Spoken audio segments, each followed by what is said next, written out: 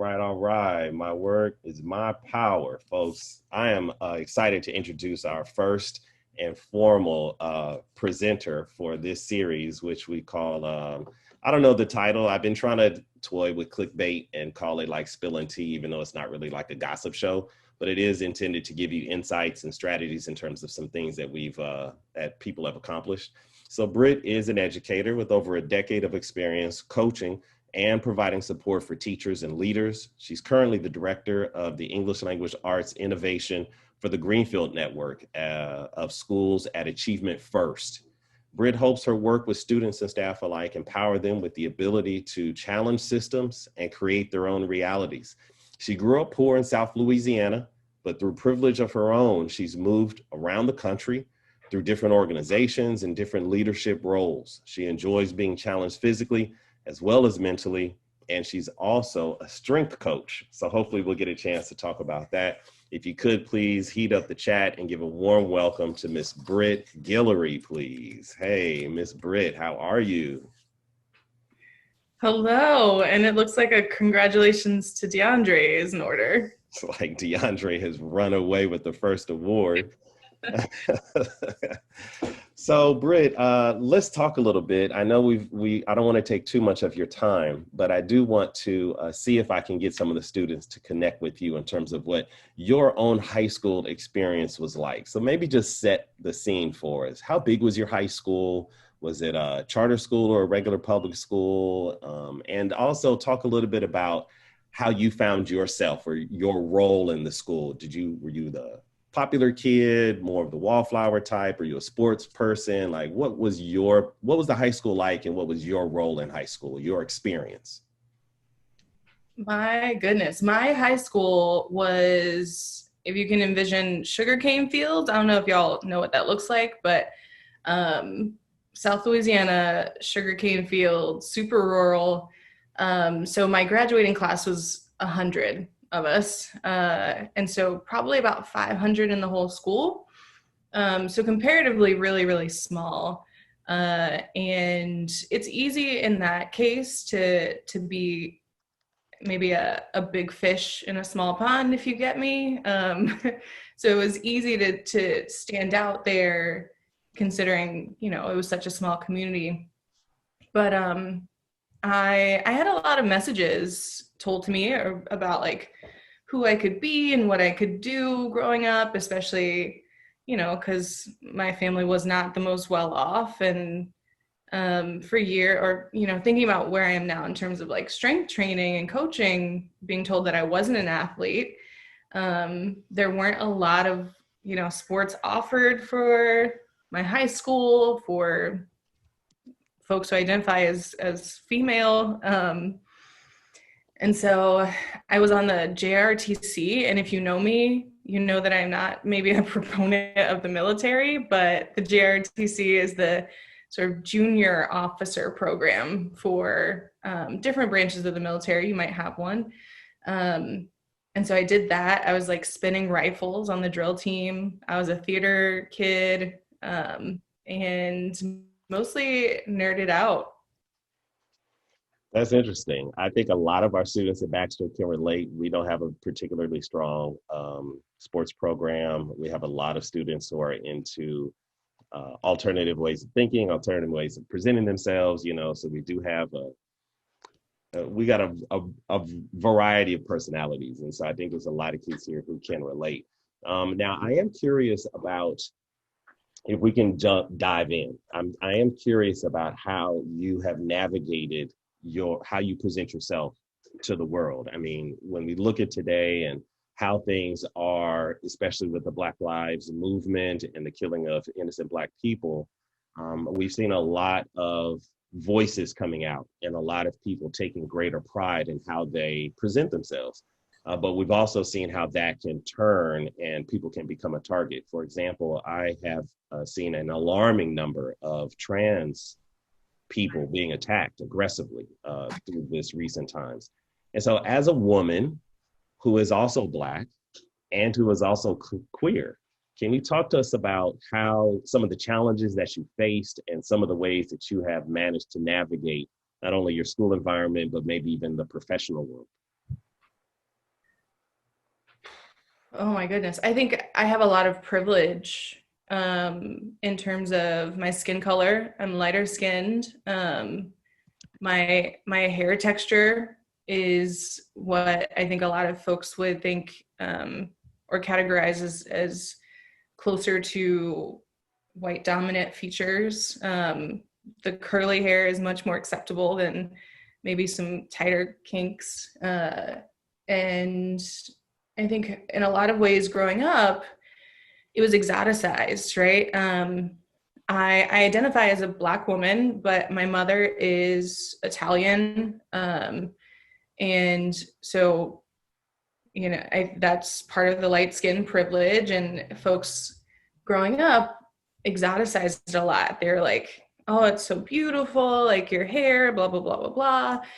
And I think a lot of that, hasn't changed in the past decade or so. And that privilege got me, I think, in a lot better position than some of my classmates per se. 90+% of my high school was Black. And, although the statistics for a small town, a lot of folks don't make it out, but I think particularly my classmates were more limited by things like skin color and, where we grew up.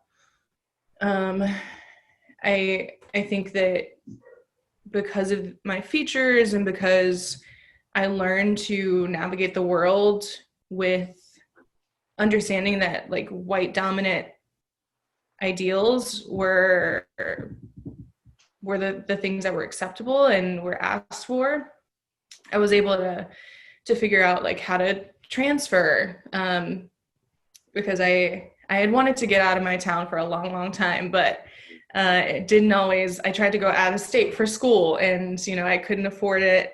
And I tried to, I joined a program to start teaching, and I wanted them to send me somewhere else, and they wanted me to stay home, and so I stayed in New Orleans. But like when I started working professionally, I was able to navigate transferring regions.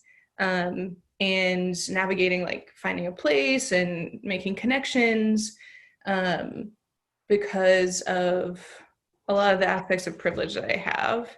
Let's dive deeper into that, because I think that a lot of our students can relate, even though I've lived in other states as well, and most people from other states look at LA as though it's like one big mega city. But when you're here, you realize that it's really a lot of smaller normal communities, and so San Pedro and the folks that are our students can have a bit of a small town feel, even though they're from a large metropolitan area. And I also know that a lot of our students have some hesitation about traveling far, leaving to go to school, leaving to go to work. And so you've had both experiences. You've been at school close to home and at work, but you've also traveled a lot. What advice would you give to our kids? Is that something that you would recommend? And what kind of value have you found in your travels? I think in a lot of ways, I had mentors that helped me a lot. Folks that were older than me, folks that I knew had like done similar things that I wanted to do. And so I like pestered them and just had like really great people supporting me. And also, it sounds odd, but learning to navigate the world. They say you see these memes all the time, but like learning to navigate the world and entering a room with the audacity of a white man is to like think about, oh, I have the ability to do whatever I want. Just because I have this experience, I had a very limited experience. No one else was queer. Like that wasn't even a thing that we knew about growing up in Franklin. But I had this very limited experience, but I was able to navigate and hold these competing ideas around, just because I have a limited experience does not mean that that is all I'm capable of. And, really, and some folks, I think digging deep and seeing what your values are around, is this something I want to do? Or do I want to stay closer to home? Or do I want, whatever decision it is, really identifying if it's something, if you're going to think back 5, 10, 20 years later and regret that you didn't try it, then I think it's something worth pursuing. And I think that's one of the tenets that I've used. Whenever I've made a big decision, it's like, will I regret not doing this a few years down the road? I think that's a powerful perspective, because a lot of times students that I interact with every day don't realize how valuable their youth really is. And if you're gonna make a bold decision for your own best interests, do it while you're young. If you go out there and it works out, then you're out in the world and you're exploring new things and taking on new challenges. But if you go out there and you find out that staying home is really where you belong, then you have that time and the luxury to come back and kind of bounce back. And so I do think taking these sorts of risks, especially when they're in your own best interests, are good to do while you're still young. Let's fast forward a little bit into your college life. When you were in college, I wonder things like, did you change your major a bunch of times, or did you know what you wanted to do? And how did that post-college transition work for you? Was it smooth, or did you struggle to find, a successful career and work after college finished? Oh my goodness. My school counselor actually, so this is one of the messages that still stays with me, that I combat almost every day. She basically told me that my family was too poor for me to go almost anywhere of any of the schools that I wanted to go to. And, she was right. My family didn't have money, but people navigate those systems all the time to make the transition work. And so, I think an aspect of that experience that stays with me is do some of your own research. You may come up against, if you do try to take a risk and move outside your comfort zone, you may feel like a failure for a little bit.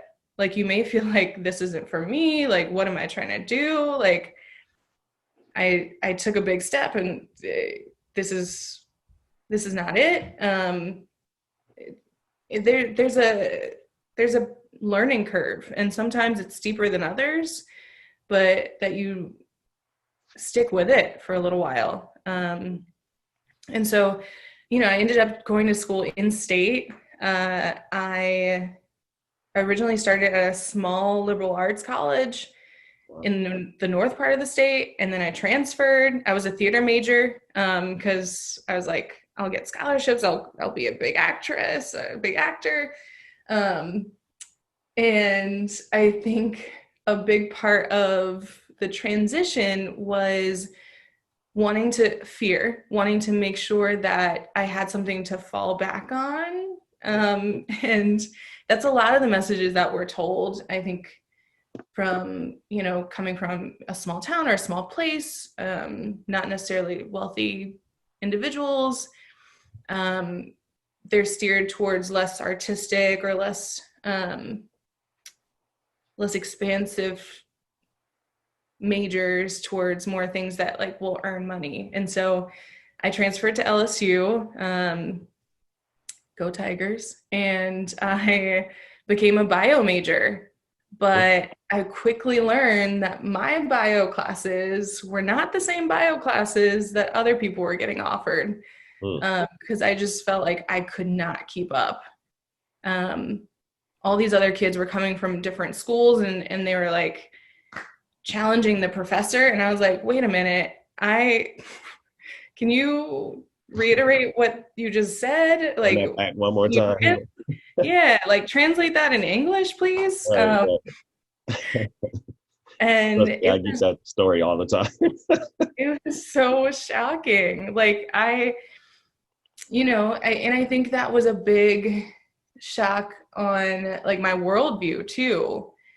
I think I knew for a long time that I wasn't necessarily getting the most rigorous education, but I don't know that I knew that my standards were so different from other people.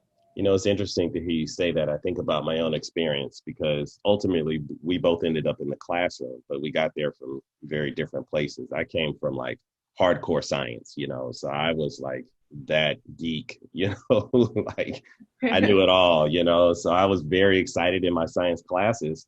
But when I made it into the classroom is when I really ran into some challenges because I thought it was my job to be the biology teacher or to be the chemistry teacher. I didn't realize until probably 2 or 3 years into my career that I wasn't there to teach biology. I wasn't there to teach chemistry. I was there to teach Angel chemistry. I was there to teach Michael biology. You know, I was there to teach my kids first, and then the subject was just the means by which I got there. So it was a rough start for me at the beginning, but it's eventually I figured it out, and I'm still here. So let's talk a bit about your career. Now you got into the classroom, and it seems like you've taken a bit of a trajectory from just being a classroom teacher to principal, and now you're the director over a significant department. How has your career journey been, and have you been sort of on a straight line? You know, some of our students feel that they want that one job and kind of do it for the 40-year plan, or have you bounced around and you know, found that variety of benefit? Mm. I it's definitely not been linear. I think in a lot of ways I've pushed myself to maybe achieve the next thing or do the next thing, climb the ladder, because I feel as a Black woman, as someone who comes from my background, that we're not always afforded the opportunities that I have been. We don't always have like role models. We don't have people who are there to speak for us, and so I think I've pushed myself a little bit, and I think those are messages too that I've gotten around, like, you have to work harder, you have to show up with receipts and evidence, and Right. you better like be able to back up what you say. Right. And I think that has to do a little bit with like how I've climbed. But I've taken thousands of dollar pay cuts, like really significant, tens of thousands of dollar pay cut. I don't know.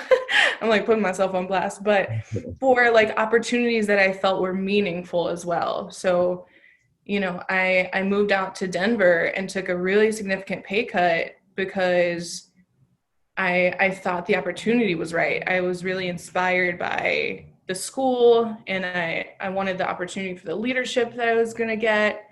Um, Most recently, I quit my job entirely. I was working for the New York City Department of Education. I quit and I became a strength trainer, a strength coach. That's great. Um, and because it was something that I felt if I didn't try to pursue, I would have probably regretted it. And I by the grace of whatever gods are there, I didn't have a job for a long time. The pandemic shut down gyms Mm. for a long time. My self-worth has been tied up into what I do and the job that I do. Um, and so PSA kids, don't tie your worth to your job. But I was like, oh my God, like I don't have I'm not doing something to, um, as a profession. Sure. And, you know, I started looking at opportunities, and for a long time got rejected too. I was like, oh, surely it'll be, there's a million opportunities out there. I'll find something within like a month or two. And it was like 4 to 6 that it was actually, it was, every place I went, it was like, oh, you were a great candidate. We loved you. We're going in a different direction. Mhm. And that when you tie your worth into something like your profession and you get rejected over and over again, it gets hard. And you're also combining that with the current times. So, you see the Black bodies being sacrificed. You got this virus pandemic, and a lot of our kids are struggling with that as well. They're at home. There's all this going on in the world. They're trying to sit at a computer for 4, 5, 6, 7 hours at a time, plus homework that's due. And it's challenging. Students have reached out to me and talked about how much they wish they could go back into the building just for the social aspect, just for the ability to kind of get away from home and be in the institution again, And so I've come to appreciate how important it is, the work that we do as educators. But as we wind up, and there's so many layers that we could do this for a long time, I did want to kind of point to the future. And so when you think about the things that you want to accomplish next, when you think about some advice that you would offer to our students who are listening and viewing, where are you headed, and what would you tell to those who are coming behind you in terms of advice?